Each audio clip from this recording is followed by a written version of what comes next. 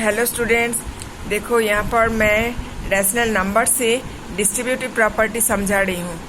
Distributive property of multiplication over addition.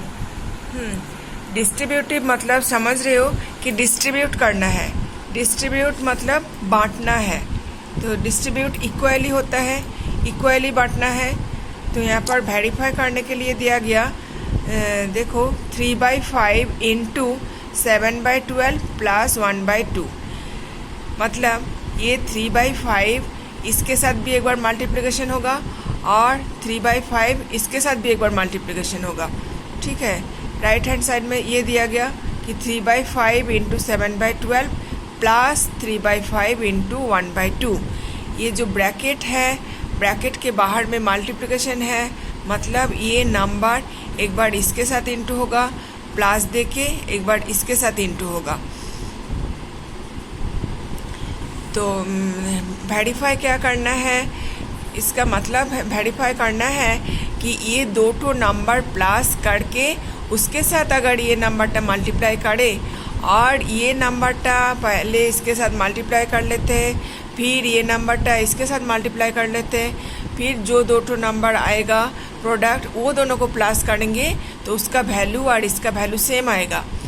हाँ, क्या बोला मैं बोला कि ये दो ठो नंबर पहले प्लस करके उसके साथ ये 3/5 मल्टीप्लाई करने से जो वैल्यू आएगा और ये नंबरटा पहले इसके साथ मल्टीप्लाई कर लेंगे और ये नंबरटा इसके साथ मल्टीप्लाई कर लेंगे, फिर वो दो ठो को प्लस करेंगे तो वैल्यू दोनों का सेम ही आएगा।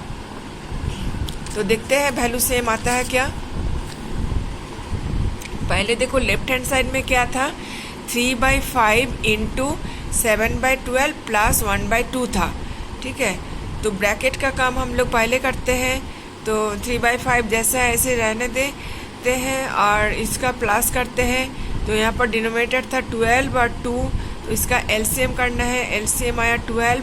फिर जैसे एडिशन का, फ्रैक्शन का एडिशन जैसे होता है, 12 से 12 यहाँ पर है तो 1 से 7 को मल्टीप्लाई करना पड़ेगा, और यहाँ पर 2 है तो 2 से 12 को डिवाइड करो तो 6 मिलेगा।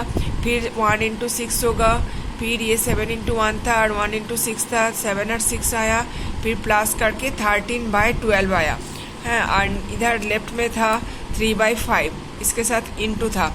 3/5 इंटू 13/12 करके अब क्या आया, ये 3 और 12 काट गया तो 4 आया, और ऊपर में न्यूमरेटर में बचा है 13 और डिनोमिनेटर में इधर 5 था, इधर 4 था, तो मल्टीप्लिकेशन हो जाता है। प्रोडक्ट ऑफ डिनोमिनेटर 20 आया।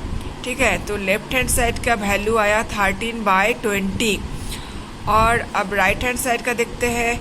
राइट हैंड साइड में मैं बोला था कि इसके साथ इसका मल्टीप्लिकेशन पहले कर लेंगे, फिर प्लस देके इसके साथ इसका मल्टीप्लिकेशन करेंगे।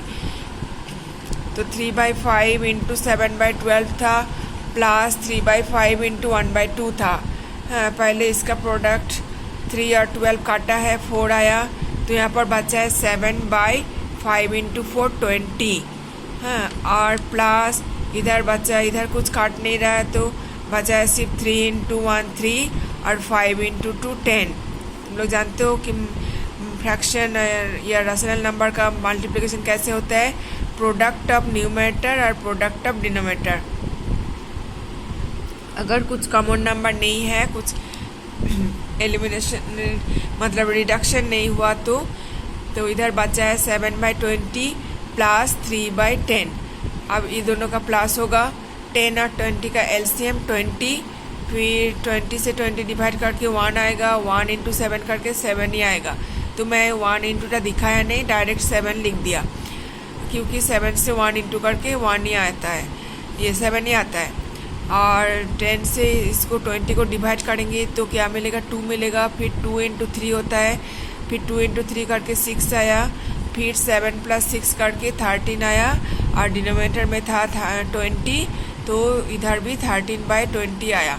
देखो लेफ्ट हैंड साइड में 13/20 आया था और राइट हैंड साइड में भी 13/20। तो ये वेरिफिकेशन हो गया, left hand side is equal to right hand side. ठीक है, देखो ये वेरीफाइड हो गया।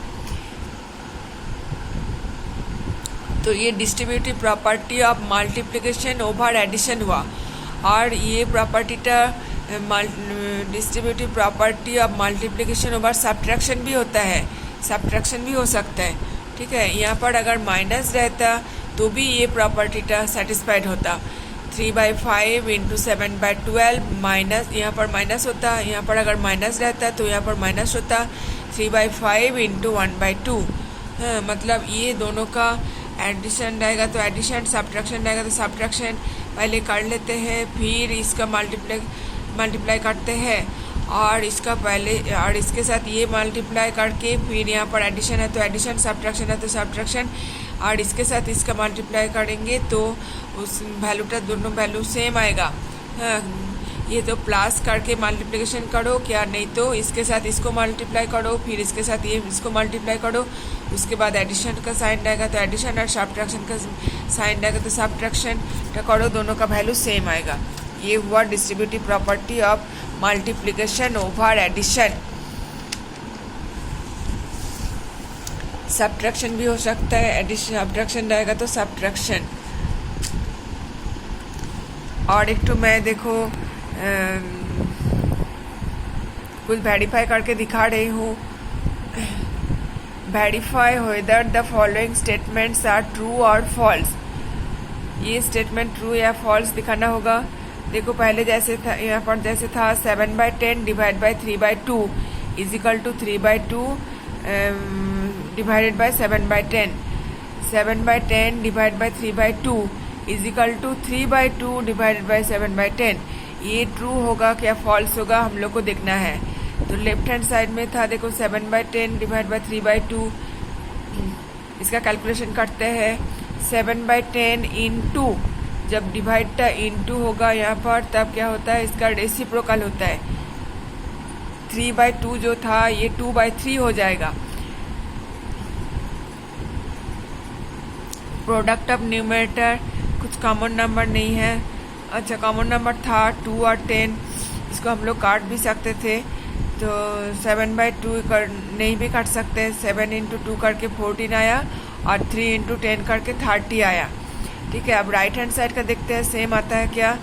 3/2 डिवाइड बाई 7/10 है, तो 3/2 इंटू इसका भी जब इंटू करेंगे तब इसका रेसिप्रोकल आएगा 10/7। तो क्या आया 3 इंटू 10 करके 30 और 2 इंटू 7 करके 14 आया।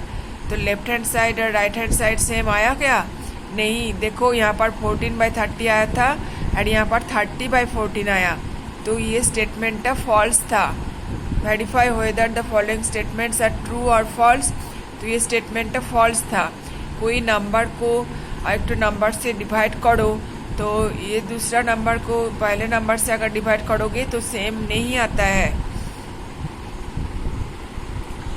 और एक तो देखो ऐसा, और एक तो स्टेटमेंट्स देखते हैं। Statement -32/11 divided by -16/-22 not equal to -16/22 divided by -32/11। यहाँ पर बोल दिया गया कि नॉट इक्वल टू।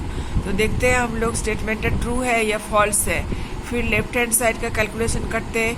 जैसा था देखो -32/11 डिवाइडेड बाय -16/-22 था, फिर इसको इंटू करेंगे तो इसका रेसिप्रोकल हो जाएगा।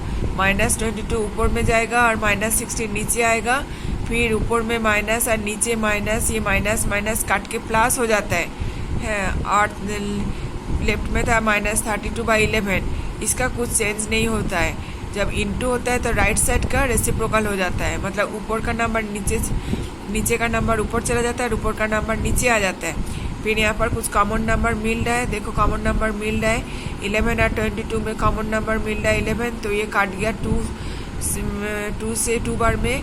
और 32 और 16 में भी कॉमन नंबर है 16, तो ये 16 1 जा 16 और 16 2 जा 32 मिला। फिर ऊपर प्रोडक्ट ऑफ न्यूमरेटर -2 इंटू 2 है -4, और नीचे कुछ बचा नहीं है, 1 बचा है, तो नीचे का 1 लिखना नहीं पड़ता है, सिर्फ -4 आया लेफ्ट हैंड साइड में। और राइट हैंड साइड में क्या आया, -16/22 डिवाइडेड बाय -32/11 था।